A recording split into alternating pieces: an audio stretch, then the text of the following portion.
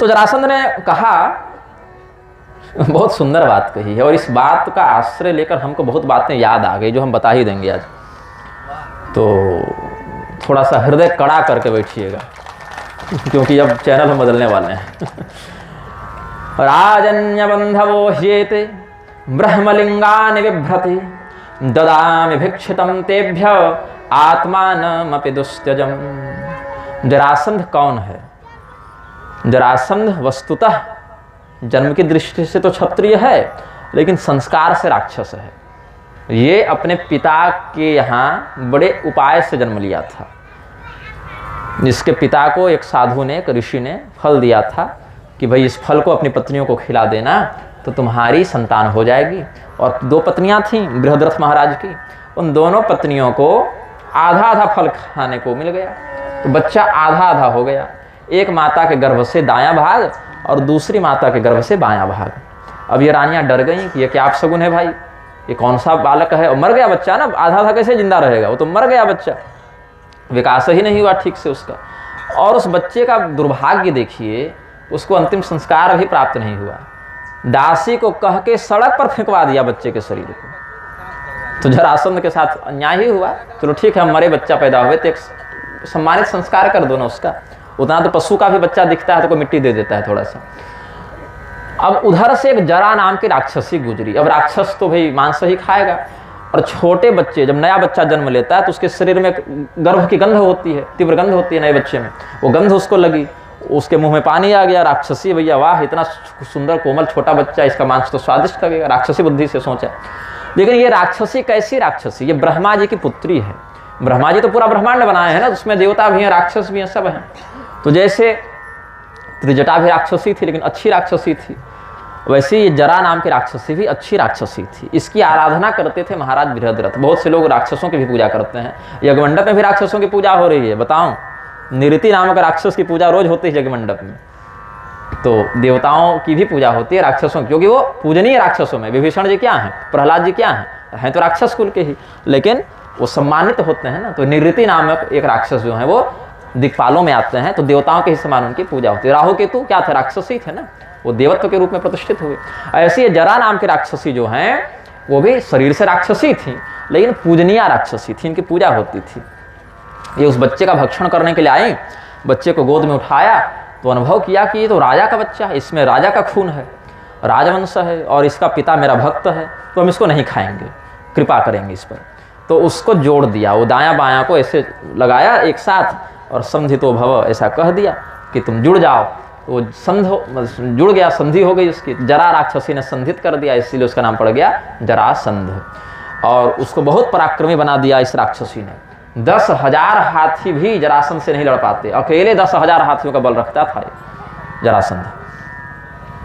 तो शरीर से क्षत्रिय लेकिन संस्कार से राक्षस ये हो गया।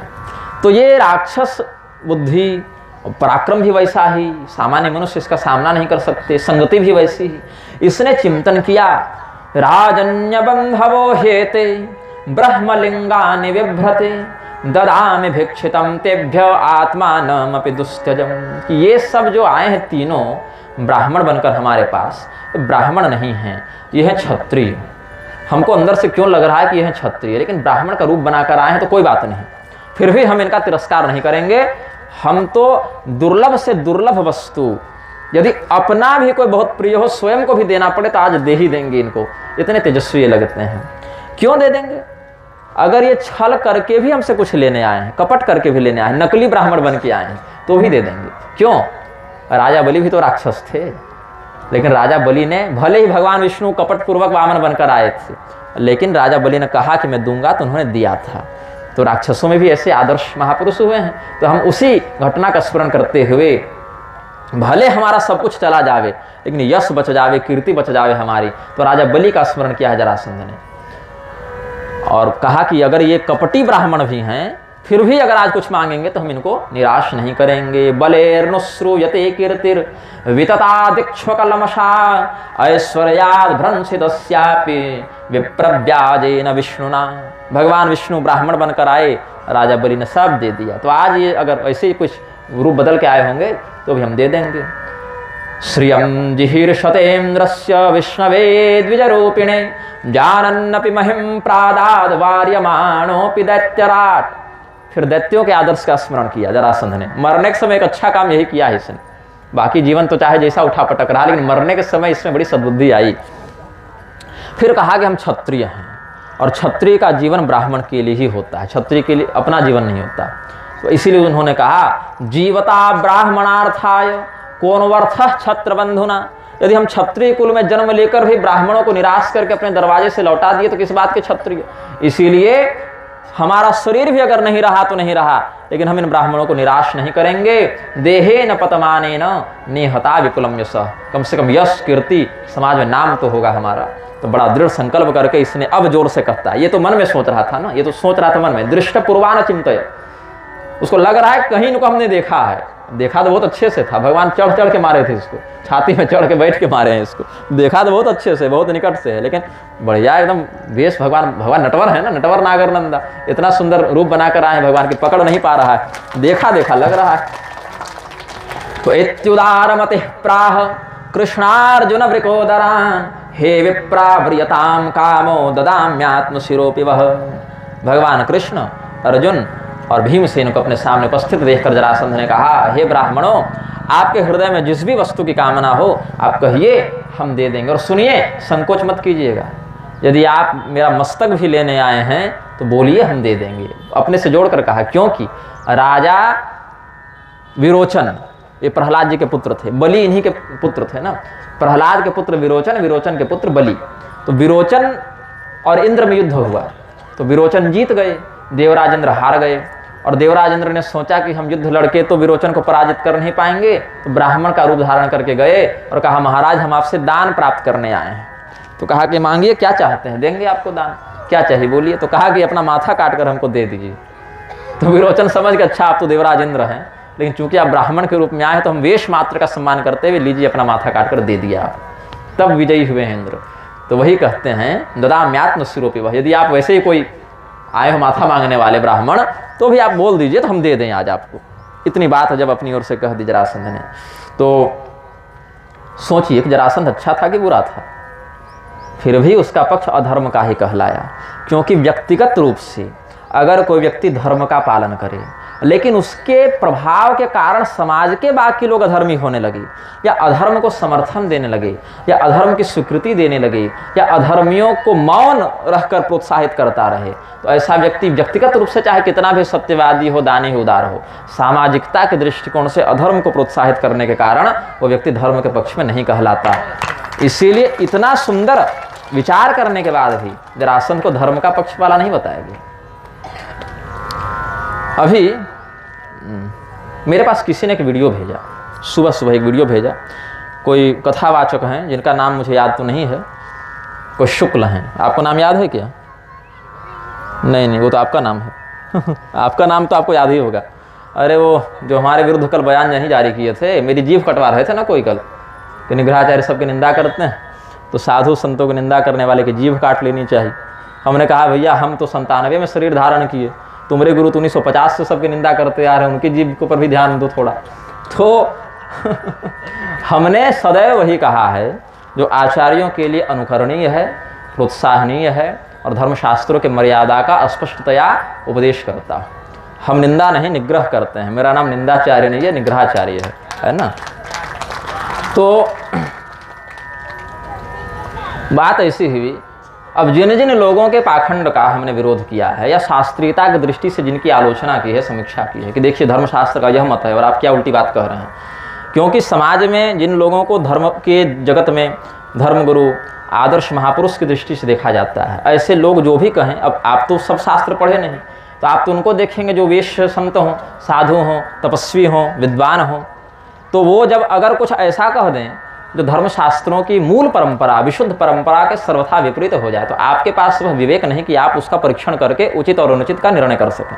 तो आप विश्वास करते हैं कि हाँ इन्होंने कहा है तो अच्छा कहा होगा, ऊपर से इनके पास इतने लोग जा रहे हैं तो अच्छा ही कहा होगा, तभी इतने लोग जा रहे हैं। और पीछे की राजनीति जानते नहीं कि कितने लाखों करोड़ों खर्चा करके चैनलों पर लोग आते हैं, और एक बार कोई चैनल पर आ जाए फिर वही चैनल उनको कहाँ से कहाँ पहुँचा देता है ना। जब सरकार को वोट लेना होगा आपसे, तो सरकार के बड़े बड़े नेता मंत्री आपके चरणों में आकर लौटेंगे। क्या गुरुदेव का दर्शन प्राप्त हो गया, संत महात्मा का दर्शन प्राप्त हो गया, महाराज जी का मार्गदर्शन मिला। उनसे जरा पूछो कि महाराज जी ने क्या मार्गदर्शन दिया। जैसे मेरे पास बहुत से लोग आते हैं, फोटो खिंचाएंगे, फेसबुक पर डालेंगे कि महाराज जी का दर्शन किया, मार्गदर्शन प्राप्त किया। और मैं पूछूं उनसे, भैया हमने जो तुमको मार्गदर्शन दिया उसका पालन तुमने कहाँ कहाँ किया?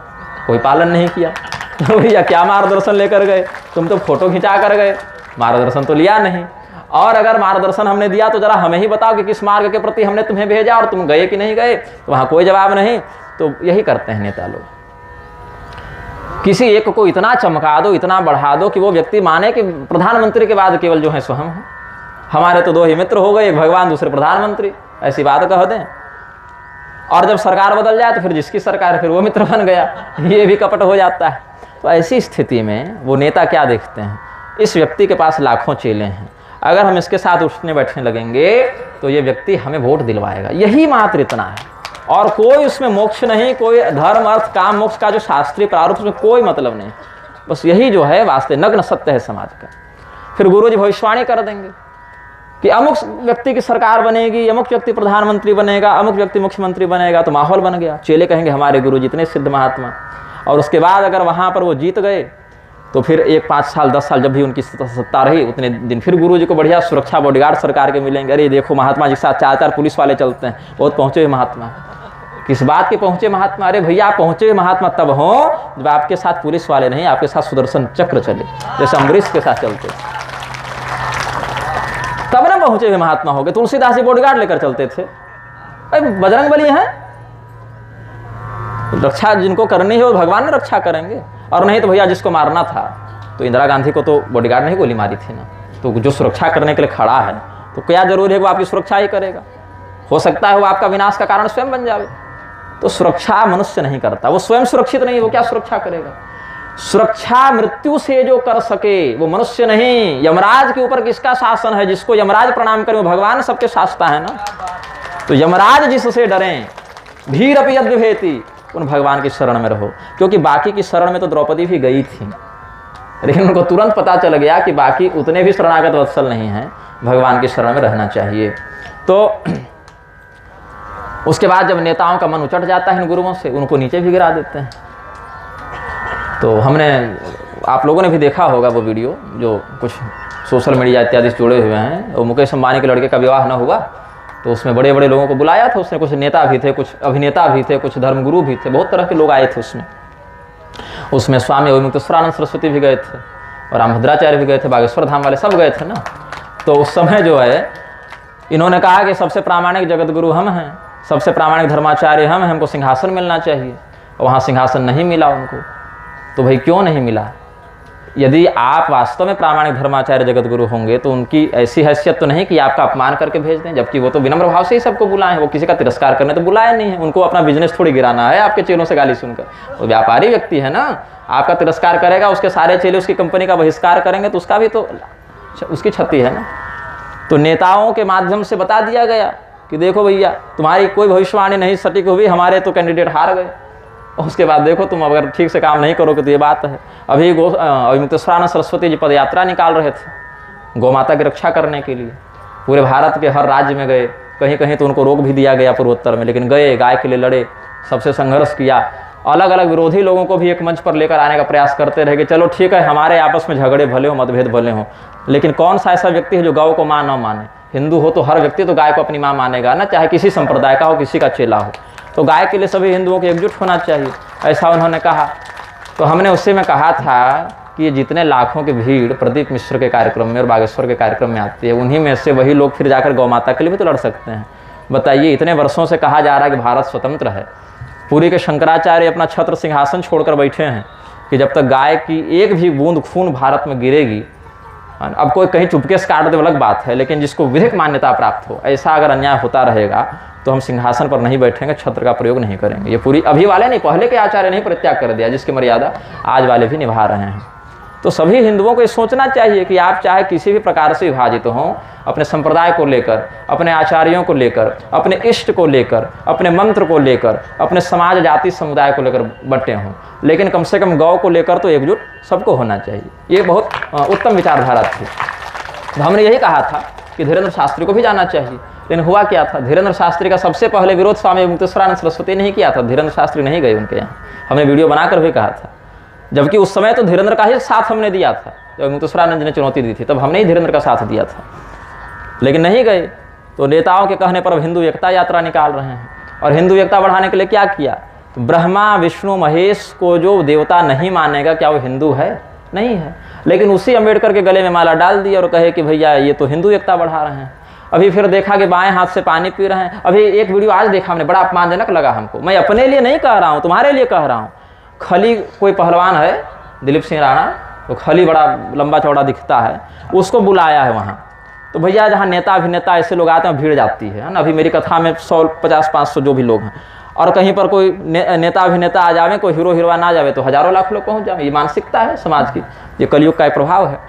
तो कोई साधु के वेश में है, अब असली है नकली मैं नहीं जानता, असली साधु तो ऐसा करते भी नहीं, लेकिन वेश साधु का है, बड़ी सुंदर लंबी शिखा है उसकी, और रिकॉर्डिंग करवा रहा। और खली ने क्या किया, उसकी चोटी पकड़ के, उसकी शिखा पकड़ के उसको उठाया और बैठाया। बताइए कितना बड़ा तिरस्कार है। इससे हिंदू एक होगा? जिस शिखा में हम ब्रह्म ग्रंथि की प्रतिष्ठा करते हैं, समस्त देवताओं की प्रतिष्ठा करते हैं, कोई जनेऊ काट कर एकता बढ़ाए, कोई शिखा को नोच कर, शिखा काट कर, शिखा को ऐसे पकड़ उठा कर एकता बढ़ाए, तो हृदय चुभता है। तब मैं बोलता, मैं निंदा नहीं करता। आप दोष न करें, वो अधर्म न करें, भ्रमित न करें, अपमान न करें देवी देवताओं का। मैं बताऊं आपको, अम्बेडकर संपूर्ण वाङ्मय पढ़िए, हमारे धर्मग्रंथ बाद में पढ़िए, पहले वही पढ़ लीजिए। ऐसी बातें लिखी हैं कि मैं बोलूं तो आप रो देंगे। भगवान श्री रामचंद्र जी को व्यभिचार से उत्पन्न पुत्र बता दिया कि कौशल्या जी को अपने पति से लड़का नहीं हो रहा था, वो तो दामाद को बुलाकर पुत्र उत्पन्न करवाई। इतनी अशुद्ध बात कही, मनुस्मृति को जलाया। तो क्या हम उनको सामने जाकर झुक जाए तब हम ये कहोगे? ये किस प्रकार की एकता है भाई? कल को कोई कहेगा कि अपनी बहू बेटी हमारे घर भेज दो, तब एकता होगी, जैसा कि लक्ष्य लोग चाहते हैं। तो एकता उसका नाम नहीं है कि हम अपने मूल अस्तित्व को, अपनी परंपरा को, जिन पूर्वजों ने माथा कटवाना स्वीकार किया लेकिन जनेऊ कटाना स्वीकार नहीं किया और शिखा नहीं हटाई, लेकिन बोले माथा काट दो ठीक है मर जाएं, लेकिन शिखा नहीं छोड़ेंगे, जनेऊ नहीं छोड़ेंगे, उनके वंशज स्वयं को हिंदू कहते हैं, अपने पूर्वजों के बलिदान का परित्याग करते हैं। जिन स्त्रियों ने अपने सतीत्व की रक्षा करने के लिए जिंदा जलकर मरना पसंद किया, जौहर कर लिया, उनके वंश में उत्पन्न होने वाली स्त्रियां अपने चरित्र का व्यापार करती चलेंगी। वो पूर्वज नहीं रोएंगे तो कौन रोएगा? उनकी गरिमा को हमको समझना पड़ेगा। अभी सनातन धर्म बोर्ड की मांग चल रही थी दिल्ली में, लोगों ने हमें भी भेजा आपको जाना चाहिए। एक तो हमको निमंत्रण आया भी नहीं था और ऐसे लोग निमंत्रण देते भी नहीं हैं, क्योंकि वो जानते हैं कि ऐसे जगहों पर हम जाएंगे तो हाल वो हो जाएगा, हमारे साथ फोटो वीडियो नहीं डाल पाएंगे वो लोग। हम अभी वृंदावन में थे, स्वामी मुक्तेश्वरानंद सरस्वती जी की सभा थी। ऐसे मैंने उनके विरुद्ध भी 10 बार बोला शास्त्रीय विषयों पर, व्यक्तिगत कुछ नहीं, मेरा व्यक्तिगत कोई मठ ही नहीं है, मैं दीक्षा भी नहीं देता हूँ कि कोई ये कहे कि तुम अपना मठ का पैसा बनाना चाहते हो, तुम चेला बढ़ाना चाहते हो। मेरा कोई मठ ही नहीं है, मेरी कोई शिष्य परंपरा ही नहीं है, गुरु परंपरा है, शिष्य परंपरा नहीं है। किसी किसी विद्या का उपदेश किसी को भले कर दूं, लेकिन उत्तराधिकारी शिष्य मेरा कोई नहीं। अशिष्यश्चाहम्, मैं मरूंगा बिना उत्तराधिकारी का ही। और मेरे बाद कौन निग्रहाचार्य होंगे, मेरे बाद कौन निग्रहाचार्य होंगे, ये मैं बहुत जल्दी सार्वजनिक करने वाला हूँ कि किस स्थान पर जन्म लेंगे, मेरे मरने के कितने वर्षों के बाद जन्म लेंगे, उनका नाम क्या होगा, उनके घर वालों का क्या परिचय होगा, सब बता कर जाऊँगा, ताकि बीच में कोई ये नाम खराब करने ना जाए हमू हैं, एक तो मरा अब हम आ गए हैं। ऐसा नहीं, कोई घुसपैठिया ना आ जाए। जैसे अभी 200 शंकराचार्य बने घूम रहे हैं ना, जो आ रहा है जगदे गुरु बन जा रहा है, तो कम से कम हमारी परंपरा विकृत न हो इसके लिए। तो मैं बता रहा था उस सभा में शंकराचार्य जी ने बगल में आसन दिया और मुक्तेश्वरानंद सरस्वती जी ने श्रृंगेरी पीठ के शंकराचार्य उनका अभिषेक किया था। तो बहुत से लोग कहते हैं कि तुम क्यों शंकराचार्य कहते हो? भैया हम थोड़े अभिषेक किए हैं, वो तो श्रृंगेरी वाले किए हैं, तो उनकी वैधता पर प्रश्न चिन्ह लगाना चाहिए। मलुकपीठ वाले महाराज जी भी आए थे, गौ सेवा के लिए बड़े प्रसिद्ध हैं, वो भी गाय के प्रति उनकी बड़ी श्रद्धा है मलुकपीठ वाले महाराज जी। लेकिन मेरे बगल में वो बैठना स्वीकार नहीं कि बोले हम नीचे बैठ जाएंगे लेकिन इसके बगल में ना बैठेंगे। फोटो वीडियो साथ में आ जाएंगे तो फिर दबाव बनेगा ना कि तुम उनके साथ क्यों बैठ गए भैया, वो तो हमारे लोगों को गाली देता है। तो कहा कि हम नीचे स्वीकार करेंगे लेकिन हम निग्रहाचार्य बगल में ना बैठेंगे, ऐसा भाव उनके मन में आया। फोटो इत्यादि फिर डाले तो मेरा फोटो क्रॉप कर दिया, लेकिन और लोग तो वीडियो फोटो लिए ही थे। तो ये सब चाहते हैं, इसीलिए हमारे विरुद्ध वीडियो बना रहे हैं। अब किसी व्यक्ति ने मुझे गाली दे दिया, वो चाहता है कि मैं उसका उत्तर दूं। भगवान के पास तो नाम भी याद नहीं है हमको उसका। तो हमने बस यही कहा, किसी व्यक्ति ने मुझे वो वीडियो भेजा तो हमने कहा कि मेढक का शिकार करने के लिए गरुड़ को नहीं आना पड़ता है, तो क्या छोटे छोटे लोगों पर हम उत्तर देते हैं? आप किस परंपरा से पढ़े हैं, क्या तपस्या की है, क्या पुरस्करण की? हम कितना लड़ते रहेंगे? 100 आदमी 10 बात बोलेंगे, 100 बात बोलेंगे, सबको थोड़ी उत्तर देते रहेंगे।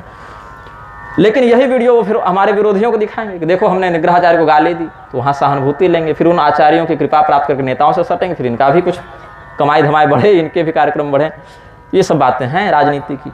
लेकिन सनातन धर्म बोर्ड की मांग कौन कर रहे हैं? देवकीनंदन ठाकुर।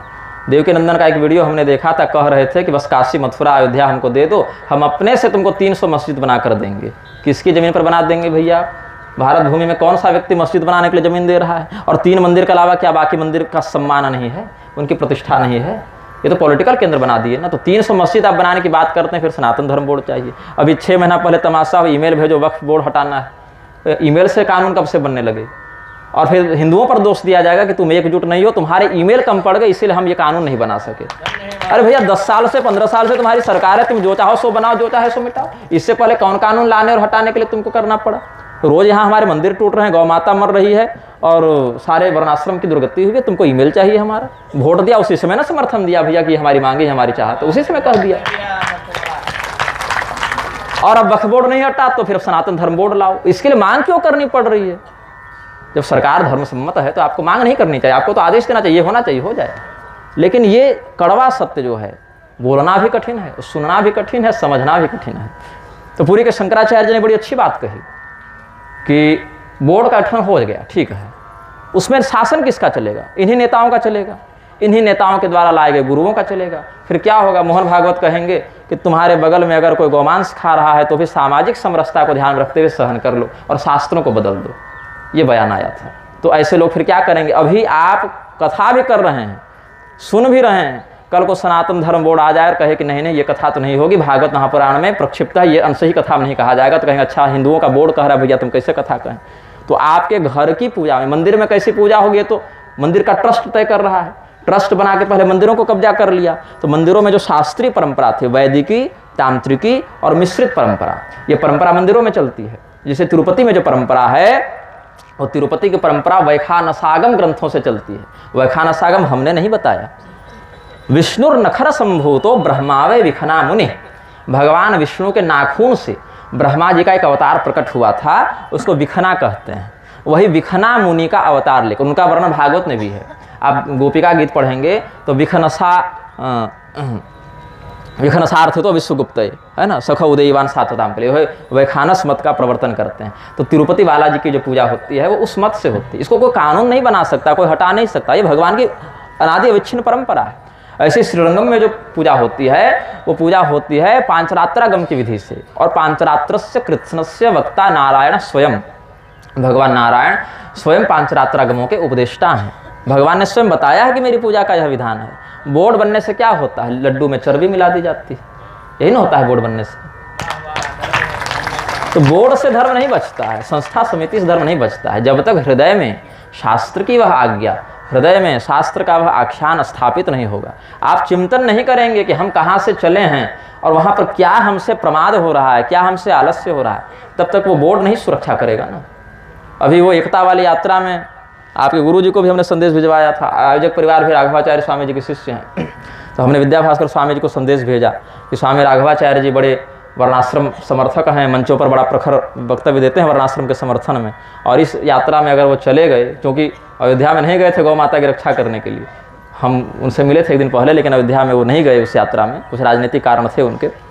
और अभी यहाँ अगर चले जाएंगे तो मुझे उनके प्रति बहुत कठोर व्यवहार करना पड़ेगा, जो हमारी इच्छा नहीं है। आप उनके गुरु हैं, आपका पहला अधिकार है समझाने का। मैं तो शुभचिंतक हूँ, मैं तो बाद में बोलूँगा। तो फिर उन्होंने संदेश भेजा था, फिर क्या प्रतिक्रिया हुई तो हम नहीं जानते। तो सदानंद सरस्वती शंकराचार्य हैं, शिवस्वरूप हैं। निश्चलानंद सरस्वती भी शंकराचार्य हैं, शिवस्वरूप हैं। शंकराचार्य कह के गए कि अहम एवेति विज्ञेय।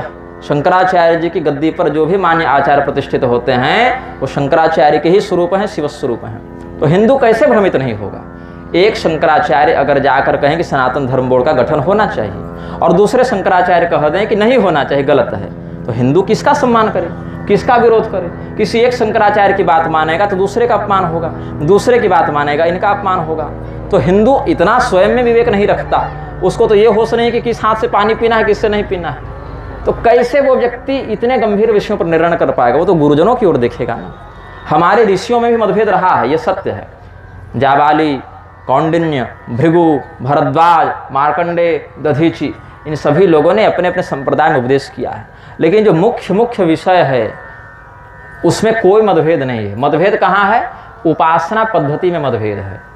जैसे भगवान शिव की पूजा है तो वीर शैव संप्रदाय में क्या पूजा है, मिश्र शैव में क्या पूजा है, लिंगायत में क्या पूजा है, श्रौत में क्या है, स्मार्त में क्या है, कौल में क्या है।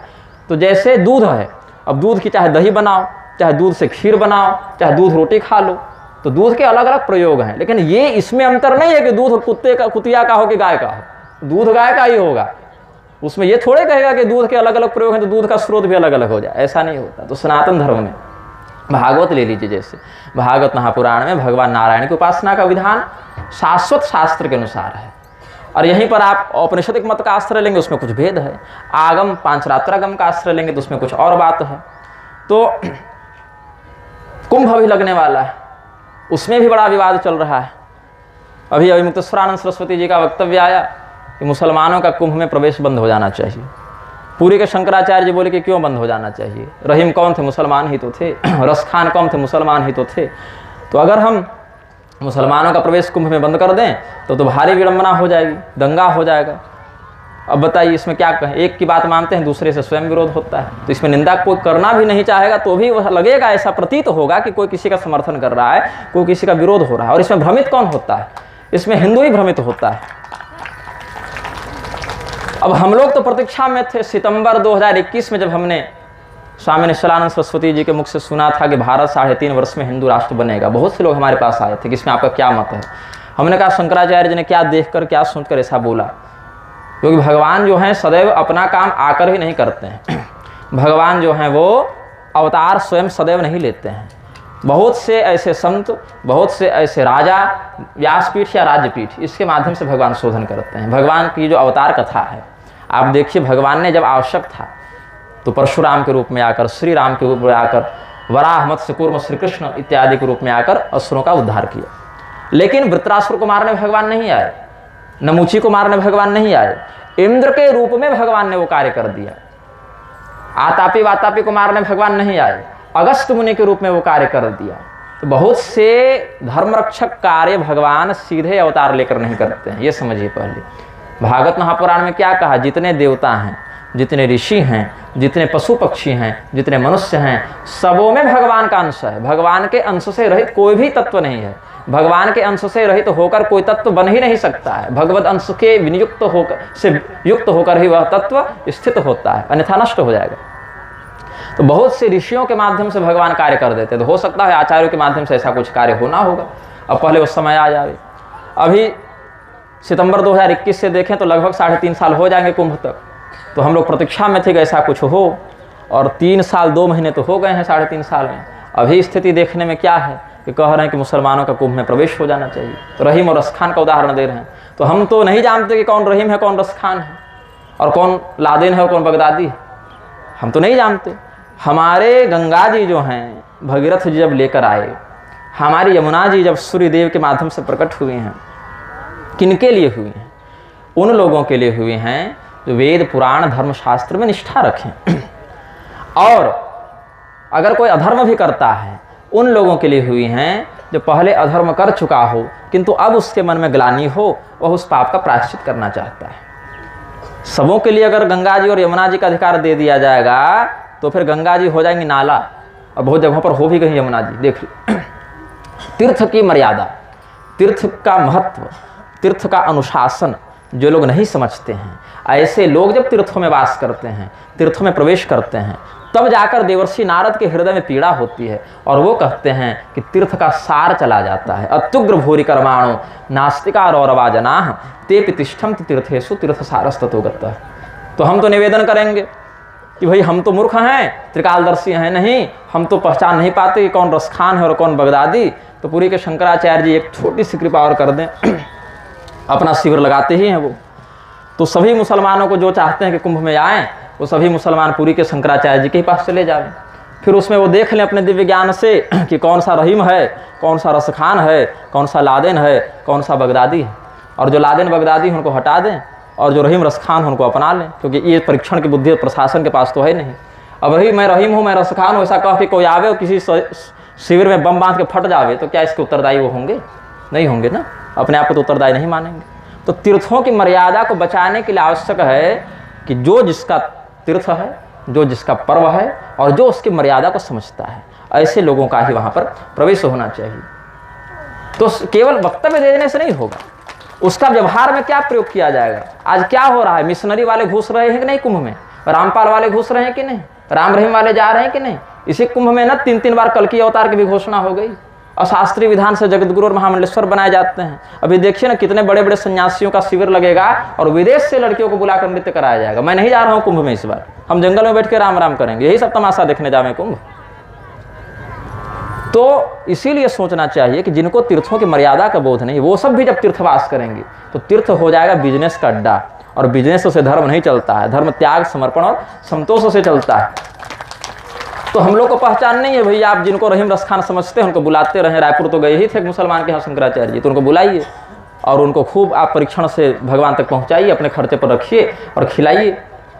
जबकि हम अगर सिद्धांत की बात करें तो केवल म्लेच्छों का ही प्रवेश वर्जित हो, ऐसी बात नहीं है। इन म्लेच्छों के साथ जो संसर्ग करते हैं, जो इनको बुलाते हैं अपने मंचों पर भगवान की कथा के नाम पर अली मौला करवाते हैं, इसे सबका निषेध। मुरारी का, अवधेशानंद, कैलासानंद, मदनी के खिलाफ मदनी दंगा करवाते चल रहा है और मदनी को कुरान गिफ्ट कर रहे हैं कौन, कैलासानंद, निरंजनी अखाड़ा के महामंडलेश्वर।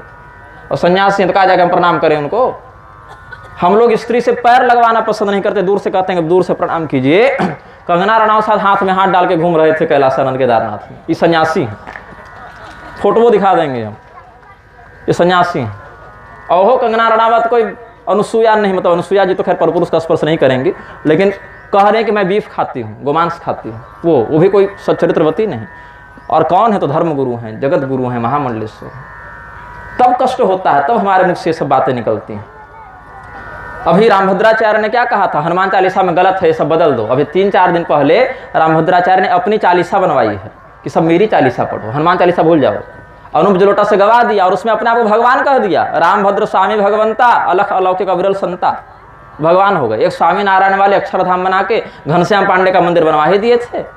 अब एक शिरडी साईं अपने माथे पर प्रेत सवार है, उससे हिंदू निकल नहीं पा रहा है, ऊपर से नए भगवान पैदा हो गए। तो शास्त्रीय भगवान सब छोड़ दो, वेद मंत्रों को बदल दो, पुराण को प्रमाण मत मानो और हमको भगवान मान के मेरा मंदिर बना लो, यही साधुओं की राजनीति हो गई। तो धर्म के नाम पर जो हो रहा है वह धर्म कितना है, अधर्म कितना है। अधर्मं धर्ममिति या मन्यते तमसावृता सर्वार्थान विपरीतांश बुद्धि सापार्थ तामसी। अधर्म को ही जो धर्म मान ले और धर्म को ही अधर्म मान ले, ऐसी बुद्धि तामसी बुद्धि होती है। सभी चीज़ों को उल्टा ये समझता है। जो तामसी बुद्धि का व्यक्ति होता है सभी चीज़ों को उल्टा समझता है। हम ये सब समझाने के लिए, सतर्क करने के लिए, भविष्य में होने वाले उपद्रव से बचाने के लिए हम समझाते हैं। तो मुक्तेश्वरानंद जी का कोई चेला था, मीडिया प्रभारी, वो कहा कि निग्रहाचार्य का मुंह काला कर दो। अभी रामदेव, रामभद्राचार्य, धीरेन्द्र उनके गुरु को ऑन मीडिया गाली दे रहे हैं, तब उनका मुंह काला नहीं कर पा रहे हैं। प्रभावशाली लोग हैं ना।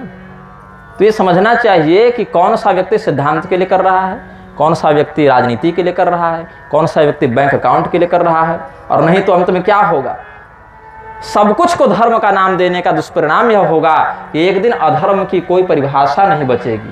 तब कोई उठकर खड़ा होगा कि सब कुछ धर्म है।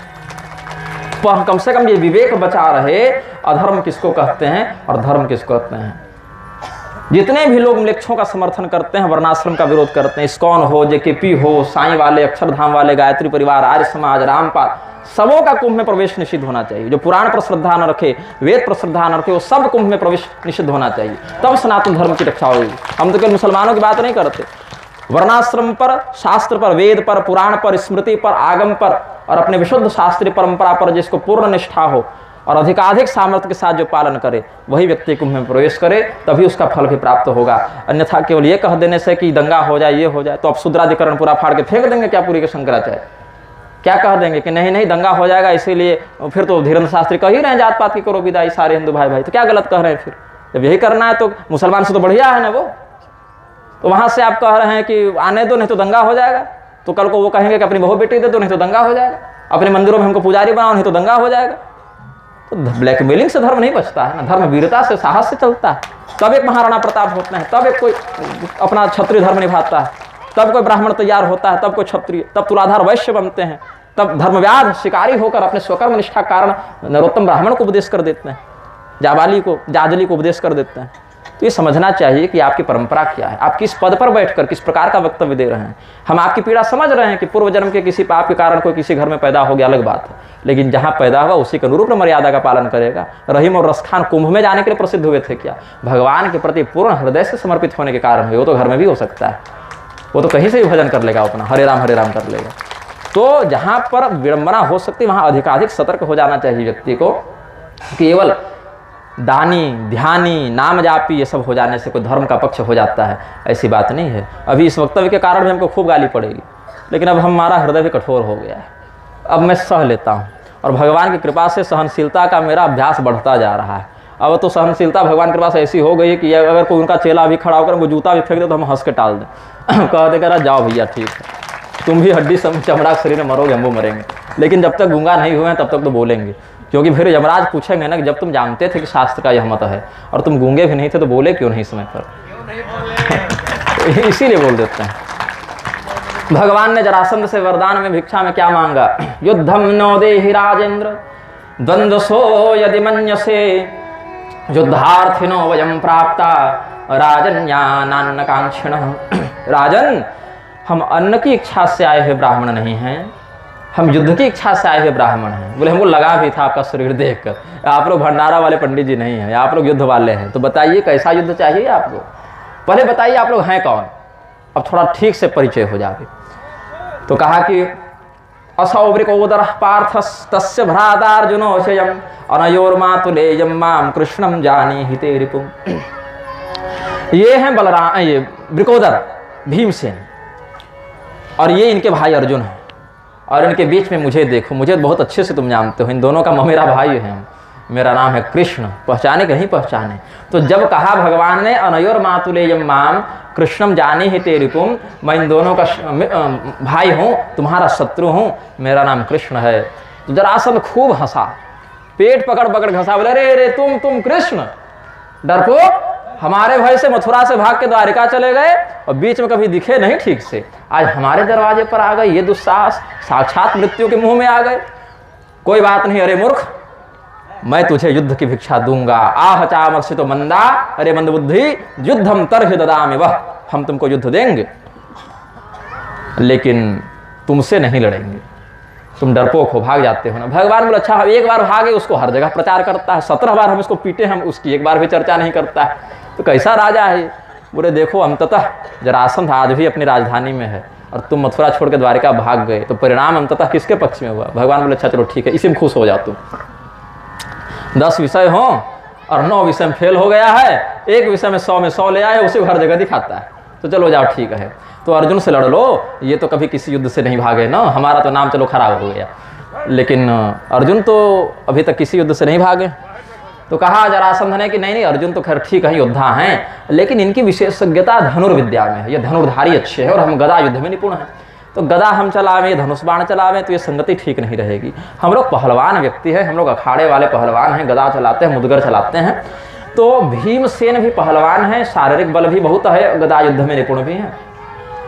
तो अर्जुन और तुम तो हमारे जोड़ी के योद्धा नहीं हो, भीम में कुछ बात है, हम भीम से लड़ेंगे, भीम ही हमसे लड़ें। अर्जुनो न भवेत् योद्धा भीमस्तुल्य बलो मम। तो भगवान ने कहा चलो ठीक है, भीम से लड़ लो। एक बड़ी दृढ़ गदा को लेकर जरासंध और एक दूसरी गदा भीम को देकर नगर के बाहर एक बढ़िया मैदान था जहां अखाड़ा लगाया गया। अब महल में अंदर तो लड़ेंगे नहीं, बढ़िया रंगमंच हो, पूरी जनता आवे युद्ध देखने के लिए, महाराज जरासंध का पराक्रम सब देखें, भीमसेन की कला भी सब देखें। तो सारे लोगों को बता दिया गया कि महाराज जरासंध भीमसेन से द्वंद्व युद्ध करेंगे, और सारे लोग आ गए, अखाड़ा बन गया, अरेना कहते हैं ना, रिंग कहते हैं उसको, पहलवानों का अखाड़ा, वहाँ पर आ गए सब लोग देखने के लिए। युद्ध प्रारंभ हुआ और इनकी गदाएं इतनी भारी थीं, इतनी सुदृढ़ थीं और इतने वेग से उस गदा का प्रहार एक दूसरे की गदा के प्रति करते थे कि चिंगारियां निकलती थी, गदा लाल हो जाती थी, आग जैसा लगता था। तो कई बार गदा टूट जावे तो फिर दूसरी गदा ले ले, और विविध प्रकार के दांव पेंच करते हुए ये दोनों युद्ध करने लगे। ते वै गदे भुज जवे न निपात्यमाने अन्यन्यतुंस कटिपाद करो रुजत्रुं चूर्णी बभूवतुरुपेत्य यथार्क शाखे संयुध्यतोर्द्विरदयोरिव दीपमन्यो। ऐसा लगा जैसे ये कोई मनुष्य का युद्ध नहीं है, पूर्ण युवावस्था को प्राप्त दो हाथी आपस में लड़ रहे हैं, ऐसा इन दोनों के युद्ध को देखकर लगा। तो 27 दिन बीत गए इस प्रकार से, और भगवान की शरण में भीम गए। अच्छा देखिए, हम त्र्यंबकेश्वर चैतन्य ब्रह्मचारी जी महाराज के यहाँ गए थे ऐसे ही सत्संग की इच्छा से, तो उन्होंने मुझे कहा था विषय कि बिना पूछे किसी को अगर ज्ञान दिया जाएगा ना तो उसका सम्मान नहीं होता है। आप जितनी बातें कहते हैं, जिस निर्भयता से कहते हैं, शास्त्र को अपने श्वासों के समान रखने का प्रयास करते हैं आप, तो आपकी मेहनत को तो हम समझ रहे हैं, लेकिन समाज में उस परिश्रम का सम्मान क्यों नहीं हो रहा है? क्योंकि बिना पूछे आप बता देते हैं कि ऐसा करो वैसा करो, तो लोगों को लगता है ऐसे ही सबको उपदेश देते चलता है। जब तक कोई व्यक्ति, जैसे अगर हम पेड़ के नीचे ऐसे बैठकर कुछ कहें तो कोई न सुने, और वहीं पर कोई व्यक्ति 10-20 लाख लेकर अगर बकवास भी करे तो लोग कहेंगे हाँ बढ़िया ही कह रहा है, क्योंकि खर्चा हुआ है वहाँ ना, तो खर्चे से उसकी सार्थकता लग जाती है। तो अभी हम रामचरितमानस की कथा जो किए, प्रारंभ में उसके 300 व्यू, 400 व्यू, 500 व्यू फ्री मिल रहा था, और वहीं किसी को अगर कुछ डांट दें तो फिर 50,000 लाख व्यू तुरंत पहुंच जाए। वो धीरेन्द्र वाला 1 लाख पहुंच गया, और रामचरितमानस 500 पहुंचे हैं। क्यों पहुंचे हैं? लोगों को रुचि किसमें है, क्या सुनना चाहते हैं लोग, तो लोगों की मानसिकता कैसी है। तो भगवान जब तक भीम नहीं पूछे तब तक कोई उपदेश नहीं दिए। ब्रह्मचारी जी ने कहा ना पृष्ठः कस्यचित् ब्रूयात्, जब तक कोई पूछे नहीं तब तक बताइएगा तो उसका सम्मान नहीं होता है। तो भगवान तो ये उपाय पहले भी बता सकते थे, बताकर ही ले जाते भीम को कि देखो जरासंध ऐसे मरेगा, लेकिन नहीं, 27 दिन युद्ध हुआ और 27 दिन तक भीम लड़े, और जब असमर्थ हो गए, पूछे हैं आकर कि न शक्तो हम जरासंधम निर्जेतुम युधि माधव, बताइए कैसे मरेगा, हम इसको नहीं जीत पाएंगे, इसका उपाय बताइए, इसका रहस्य बताइए, इसकी कमजोर कड़ी बताइए। तब भगवान बताए कि देखो ये जरासंध जो है ना 1/2 में पैदा हुआ था, तो 1/2 में ही मरेगा। जैसे आधा जन्मा था वैसे आधा करोगे तो मरेगा। ये जरा राक्षसी ने इसको जोड़ दिया है, उसी की शक्ति से जिंदा है, तो इसको पैर से पकड़ कर चीर दो तब ये मरेगा। और एक घास को, कहीं पत्ता है कहीं घास है, उसको चीर कर बता देगा ऐसे ऐसे इसको चीरना है, संकेत कर दिया। तो भीमसेन अगले दिन जब युद्ध किया तो गदा को फेंके, उसको उठा के पटके, उसके एक पैर पर अपना पैर रख के और फिर उसको चीर दिए। गुदतः पाटयामाश शाखामिव महागजः, और भीम के द्वारा विदीर्ण होकर उस जरासंध का शरीर निष्प्राण हो गया, लोथड़ा बचा वो मांस का, मर गया जरासंध। और सारी प्रजा हाहाकार करने लगी, क्योंकि जरासंध को ऐसे पराजित करना मतलब एक वैश्विक इतिहास बन गया वो ना। जरासंध के पुत्र का नाम था सहदेव। सहदेव मगध का राज मुकुट लेकर आए भगवान के पास, कहा प्रभु ये मुकुट आपके चरणों में। भगवान ने वो मुकुट उठाया, सहदेव के मस्तक पर रखा और कहा कि नहीं नहीं, ये मुकुट तुम्हारे मस्तक पर रहे पुत्र, तुम अपने पिता के राज्य का न्यायपूर्वक पालन करना, अब पिता जैसा गड़बड़ मत करना, उसके जैसी गड़बड़ मत करना, तुम धर्म का आचरण करते हुए राज्य का पालन करना। और महाराज युधिष्ठिर जो राजस्व यज्ञ करना चाहते हैं उनके यज्ञ को पूर्ण करने के लिए, सेवा देने के लिए कुछ उपहार इत्यादि, कर इत्यादि के साथ समय पर पहुंचना। और अभी ऐसा करो, तुम्हारी जेल में बड़े राजा कैद हैं, 20,800 राजा थे। अयुते द्वे शतान्यष्टौ लीलया युधि निर्जिता ते निर्गता गिरिद्रोण्याम मलिना मलवाससः। तो तुम ऐसा करो कि जितने भी राजा तुम्हारी कैद में बंधे हुए हैं पुत्र, उन सबको तुम मुक्त कर दो, और बढ़िया सबके छौर कर्म करवा के, स्नान ध्यान करवा के, जिस जिस राजा के राज्य से जो जो छीन कर तुम्हारे पिता ने लाया था वो सब वापस करो, उनको मुक्त करो। तो भगवान की आज्ञा से सहदेव ने अपने जेल के दरवाजे खुलवाए, और भगवान सुंदर सा स्वरूप बना के शंख चक्र गदा पद्म वाले रूप में सामने खड़े हो गए, और सब राजा निकलते जाते, उनका दर्शन प्राप्त करते और किनारे जमा होते जाते, लाइन लगाते जाते सब। फिर भगवान ने सबको उपदेश दिया, यहीं पर स्तुति किया है राजाओं ने। तो कृष्णाय वासुदेवाय हरे परमात्मने प्रणत क्लेशनाशाय गोविंदाय नमो नमः, ये वाला यहीं का श्लोक है, ये स्तुति राजाओं ने की है जरासंध की कैद से जो मुक्त हुए हैं। ये बड़ा प्रसिद्ध श्लोक है, बहुत बार इसका कार्ड इत्यादि भी छाप देते हैं, कई बार लोग प्रवचन में भी प्रयोग करते हैं, मंगलाचरण में भी प्रयोग करते हैं, पुष्पांजलि में भी करते हैं। तो भगवान ने कहा कि देखो राजाओं, कैद से तुम मुक्त नहीं हुए हो, अभी भी कैद में ही फंसे हुए हो, ये जेल से निकाले ना, तो जैसे इस जेल से हमने तुमको निकाला वैसे संसार के बंधन से भी हम ही निकालेंगे। तो जैसे इस भौतिक दुर्ग से, कारागार से निकलने के लिए तुमने हमारी शरण ग्रहण की, हमारी प्रार्थना की, वैसे ही ये जो संसार बंधन है उससे निकलने के लिए भी तुम हमारी प्रार्थना करना, हमारे शरण में बने रहना, अपने अपने राज्य में जाओ और हमारी सेवा करते हुए अपने कर्तव्य का पालन करते रहो। उदासीना स्वदेहादावात्मा रामाधृत व्रता मैया विश्वमन सम्यंग मामंते ब्रह्मयास्थ। फिर भगवान वापस आए। धर्मराज युधिष्ठिर के यज्ञ में सम्मिलित होने के लिए चारों वर्णों के लोग, ब्राह्मण, क्षत्रिय, वैश्य, शूद्र सब आए। लंका के कुछ राक्षस भी आए थे, विभीषण जी ने प्रतिनिधि भेजा था अपना, तो लंका से कुछ राक्षस भी आए थे। बड़े बड़े देवी देवता आए, बड़े बड़े ऋषि महर्षि आए, और सभी लोगों से युक्त उस सभा में युधिष्ठिर जी ने प्रश्न किया कि जब कोई बहुत बड़ा काम किया जाता है तो एक संरक्षक बनाया जाता है, जो उस पूरे चीज़ का निरीक्षण करे और सभी चीज़ों को संभाले और जिसकी बात कोई न टाले, तो उसकी अग्र पूजा की जाती है, जो यज्ञ की रक्षा करेंगे। एक संरक्षक बनाते हैं ना समिति में, यज्ञ समिति में, कि चलो कोई गड़बड़ होगी तो सब इनकी बात मानेंगे, ये हमारे वरिष्ठ हैं, हमारे सम्माननीय हैं। तो संरक्षक का काम यही होता है, कहीं झगड़ा हो तो सुलझा दे, कहीं पैसा घटे तो पैसा पहुंचा दे, कुछ जो ऐसा काम करे कि बिगड़ी बात को बना दे, वही संरक्षक बनता है, जिसकी प्रतिभा विशेष करके हो।